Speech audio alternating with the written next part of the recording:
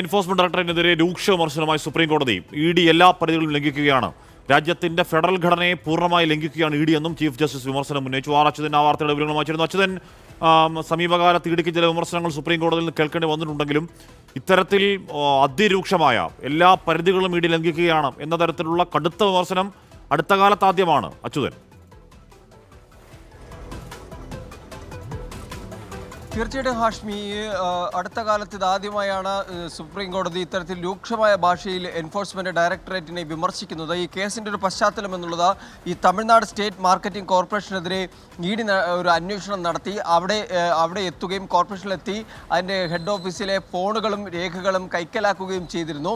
ഇതിനെതിരെ മദ്രാസ് ഹൈക്കോടതിയെ സർക്കാർ സമീപിച്ചെങ്കിലും അവിടെ ഒരു തിരിച്ചടി നേരിട്ടു. ആ മദ്രാസ് ഹൈക്കോടതി വിധി ചോദ്യം ചെയ്താണ് സുപ്രീം കോടതിയിലെത്തിയത്. എന്നാൽ ഈ കേസ് പരിഗണിച്ച ഘട്ടത്തിൽ അഭിഭാഷകൻ സിബൽ ചൂണ്ടിക്കാട്ടിയത് ഈ സംഭവവുമായി ബന്ധപ്പെട്ട്, ഈ അഴിമതിയുമായി ബന്ധപ്പെട്ട് 41 വ്യക്തികൾക്കെതിരെ സംസ്ഥാനം തന്നെ FIR രജിസ്റ്റർ ചെയ്ത് അന്വേഷണം നടത്തി വരുന്നു. 2014 മുതൽ 21 കാലയളവ് വരെയായിട്ടാണ് ഈ FIR അടക്കം രജിസ്റ്റർ ചെയ്തത്. എന്നാൽ 2025-ൽ ഇ.ഡി. രംഗപ്രവേശനം ചെയ്യുകയും ഇത്തരത്തിൽ ഹെഡ്ക്വാർട്ടേഴ്സിന് നേരെ, കോർപ്പറേഷന് നേരെ തിരിയുകയും അവിടുത്തെ രേഖകൾ എടുത്തുകൊണ്ടു പോകുന്ന നിലയിലേക്ക് മാറുകയുമാണ് ചെയ്തത്. ഇത് അവിടുത്തെ സ്വകാര്യത ലംഘിക്കപ്പെടുന്ന തരത്തിലേക്കാണ് ഇ.ഡിയുടെ അന്വേഷണം വഴിമാറിയത് എന്നാണ് സിബൽ ചൂണ്ടിക്കാട്ടിയത്. ഇതിന് പിന്നാലെയാണ് ചീഫ് ജസ്റ്റിസ് ഇത്തരത്തിലുള്ള പരാമർശം, രൂക്ഷമായ ഭാഷയിലുള്ള വിമർശനം ഇ.ഡിക്ക് നേരെ ഉന്നയിക്കുന്നത്. അതായത് എല്ലാ പരിധികളും, രാജ്യത്തിൻ്റെ ഫെഡറൽ ഘടനയെ പൂർണ്ണമായും ലംഘിക്കുന്ന തരത്തിലേക്ക് എൻഫോഴ്സ്മെൻറ്റ് ഡയറക്ടറേറ്റ് മാറി.